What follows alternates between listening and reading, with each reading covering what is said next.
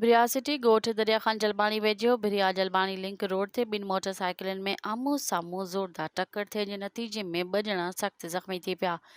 ज़ख़्मियुनि खे ॻोठाणनि एम्बुलेंस न मिलण सबबि डोडर रक्षा में खणाए बिरिया सिटी अस्पताल मुंतक़िल कयो। ज़ख़्मियुनि में पेटे अलफ़ तालका बिरिया सदर उस्ताद ग़ुलाम मुस्तफ़ा सोलंकी ऐं दरबेले जो ॻोठ सबबि अबड़ो वासी अमीर बख्श अबड़ो शामिल। ज़ख़्मियुनि खे डॉक्टरनि पारां फौरी तिबी इमदाद फ़राहम कई वई।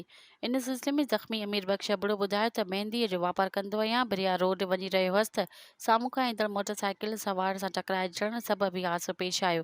ॿिए पासे ज़ख़्मी उस्ताद ग़ुलाम मुस्तफ़ा ॿुधायो त ॻोठ खां बिरिया सिटी स्कूल वञी रहियो हुअसि त हीउ हादसो पेश आयो जॾहिं त उस्ताद ग़ुलाम मुस्तफ़ा सोलंकी जो हादसो थियण वारो ख़बर पवण ते केतिरा ई शहरी ॻोठाणा ऐं स्कूल जे उस्तादनि पहुची रियादत कई।